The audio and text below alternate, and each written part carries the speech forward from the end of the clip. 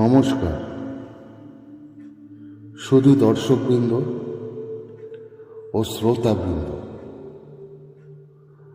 আজ আমরা মায়ের জীবনীর নবম পর্যায়ে আলোচনা করব।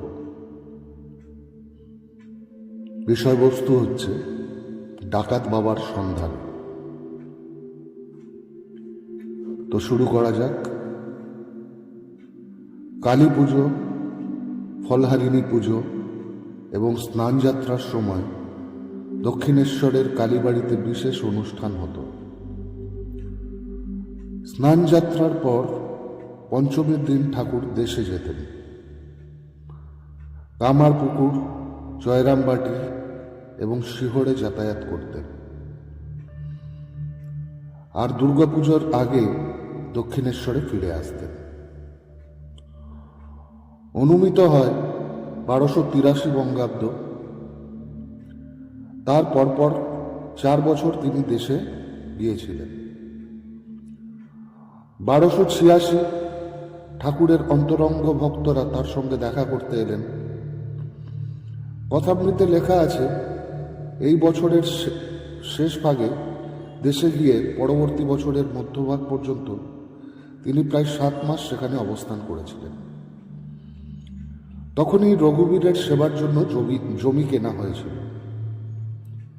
এরপর স্থূল শরীরে ঠাকুর আর দেশে যাননি। কলকাতা থেকে ঘাটাল পর্যন্ত স্টিমার চলাচল শুরু হলে শ্রী শ্রী মাকে নিয়ে ঠাকুর স্টিমারে একবার দেশে গিয়েছিলেন। বালি নামক এক জায়গাতে 3 রাত্রি বাস করেছিলেন। সেখানকার এক ভক্ত নতুন বাড়ি তৈরি করেছেন। তার একান্ত অভিলাষ ছিল যে গৃহপ্রবেশের পূর্বে ঠাকুরকে সেখানে 3 দিন রেখে সেবা করবে। তখন অবিশ্রান্ত বৃষ্টি হচ্ছে। ঠাকুর এই সময়টা ভক্তের গৃহে অবস্থান করতে বাধ্য হয়েছিলেন। রোজ সন্ধ্যাবেলা সমাগত লোকজনদের ধর্মপদে স্নান করতেন। কলকাতা ঘাটাল স্টিমারে গিয়ে তিনি বন্দর নামক এক জায়গাতে নামেন। সেখান থেকে নৌকা করে দ্বারকেশ্বর নদীর ভেতর দিয়ে বালি গ্রামে পৌঁছে যান। কামারপুকুর থেকে বালির দূরত্ব 4 ক্রোশের মতো। এই যাত্রাপথ সম্বন্ধে ব্রহ্মানন্দ স্বামীকে শ্রী শ্রী মা বলেছেন, নদীর তীরে মোদকদের ঘর ছিল। তাছাড়া কাছেই ছিল অনেকগুলো গোস্বামীদের বাড়ি। বালির সেই মোদকদের ঘরে নদের গর্ভে বিলীন হয়েছে। গোসাই বাড়িটি আজও দেখা যায়। এই দেশে যাওয়ার স্মৃতি সারদা দেবী চিরদিন মনে রেখেছিলেন। মাঝে মধ্যেই তিনি তা বলতেন প্রিয়জনদের কাছে। নিকুঞ্জ দেবীকে একবার বলেছিলেন, নৌকায় করে বালি হয়ে দেশে যাওয়া, একসঙ্গে খাওয়া, গান গাওয়া, পরস্পর প্রসাদ খাওয়া। বলতেন, আমি জানি তুমি কে, কিন্তু এখন বলবো না। আর একবার নিজেকে দেখিয়ে বলেছিলেন, আর এর ভেতরে সব আছে। দেশ থেকে একবার দক্ষিণেশ্বর আসার সময় শ্রী শ্রী মা ডাকাতদের হাতে পড়েছিলেন। সেই ঘটনাটি হল, ভূষণ মণ্ডলের মা প্রভৃতি কয়েকজন বর্ষয়সী রমণী গঙ্গা স্নান করতে যাবেন শুনে শ্রী শ্রী মাও গঙ্গা স্নানে মনস্থ করলেন। ঠাকুরের ভাইঝি লক্ষ্মী এবং ছোট ভাইপো শিবরাম তাদের সঙ্গে চললেন। কামারপুকুর থেকে যাত্রা শুরু হল। আরামবাগ পর্যন্ত প্রায় 4.5 কোষ রাস্তা পার হলেন তারা। মা তার মধ্যে বিশেষ ক্লান্তি অনুভব করেন। আরামবাগে সেই রাত্রে থাকার কথা ছিল, কিন্তু যথেষ্ট বেলা আছে দেখে সঙ্গিনীরা সেখানে রাত্রিবাস করতে চাইলেন না।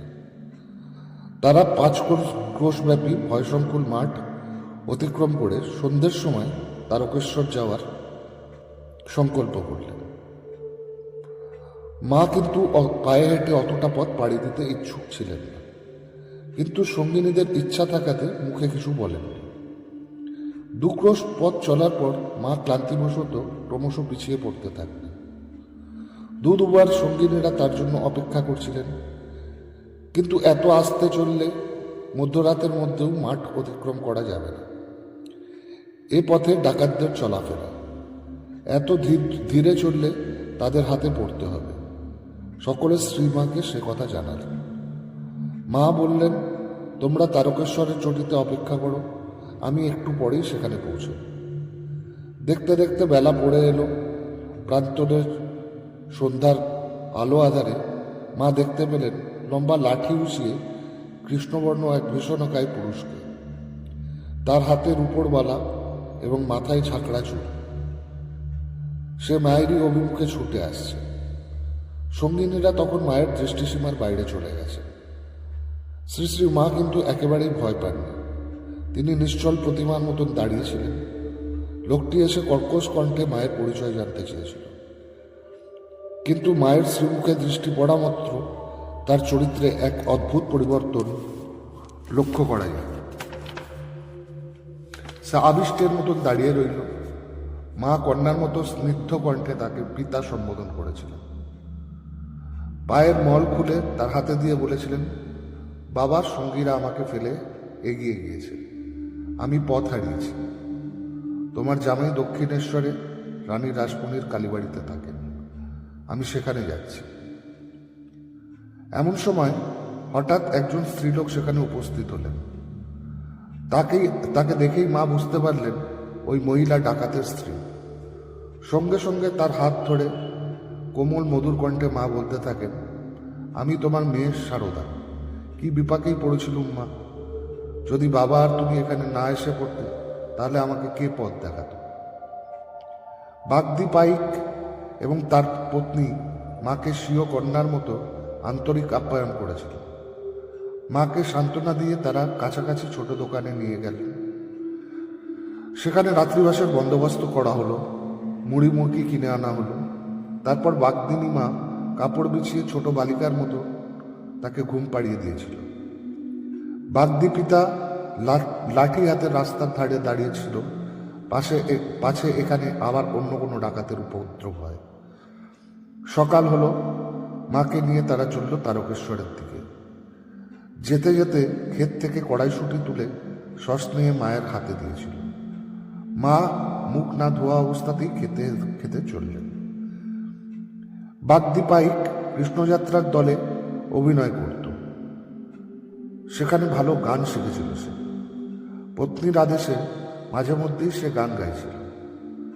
যখন শ্রীমা তারকেশ্বরে পৌঁছলেন তখন দুপুর হয়েছে। বাগদিনী তার স্বামীকে বাবা তারকেশ্বরের মন্দিরে পুজো দিয়ে আসতে বলল। বাজার করে এনে তারা মাকে ভালোভাবে ভোজন করানোর কথা বলল। এই সময় মা সহযাত্রীদের সঙ্গে মিলিত হলেন। খাওয়া দাওয়া শেষ হলো, রওনা হবেন। দেখা গেল বাগদি মা বাবা ব্যাকুল হয়ে কাঁদছে। মারও চোখ জলে ভরে গেছে। কাঁদতে কাঁদতে তারা অনেক দূর পর্যন্ত মাকে অনুসরণ করেছিল। বাগদি মা ক্ষেত থেকে কড়াইশুঁটি তুলে কন্যার আঁচলে বেঁধে দিয়েছিল। বলেছিল, মা সারদা, রাত্রে এগুলো মুড়ি দিয়ে খাস। বাগদি বাবা বলেছিল, মা, যদি পায়ের বোঝা স্ত্রীর সঙ্গে না থাকতো তোমাকে বাবার কাছে নিয়ে যেত। তাদের দক্ষিণেশ্বরে আসার জন্য মা বারবার অনুরোধ করেছিলেন। বিদায়কালীন মর্মস্পর্শী দৃশ্য মা জীবনে কখনো ভুলতে পারেননি। শেষ বয়সেও ডাকাত বাবার গল্প বলার সময় তার চোখ দুটি অশ্রুসজল হয়ে উঠত। তিনি বলতেন, ডান দিকের রাস্তায় বাবা চলে গেল, আর আমি বায়ের রাস্তা দিয়ে সোজা চলল। যদ্দূর দেখা যায় ফিরে ফিরে তাকায় আর কাঁদে। পরবর্তীকালে বাগদি পাইক আর তার বউ মাঝে মধ্যেই দক্ষিণেশ্বরে আসত। কিভাবে তাদের হৃদয়ের এই পরিবর্তন ঘটেছিল তা ভাবতে গেলে অবাক হতে হয়। ডাকাতি করা ছিল যার পেশা, মাকে দেখা মাত্র সে অনুশোচনার আগুনে দগ্ধ হতে থাকে। কথায় কথায় একবার বাগদি বাবা বলেছিল, আমি তোমার মধ্যে সাক্ষাৎ কালীকে দেখতে পেয়েছি, তুমি আমার নতুন পথের দিশা দেখিয়েছ। আজ এ পর্যন্তই। পরবর্তী পর্যায়ে আবার মায়ের জীবনী নিয়ে আলোচনা হবে। নমস্কার।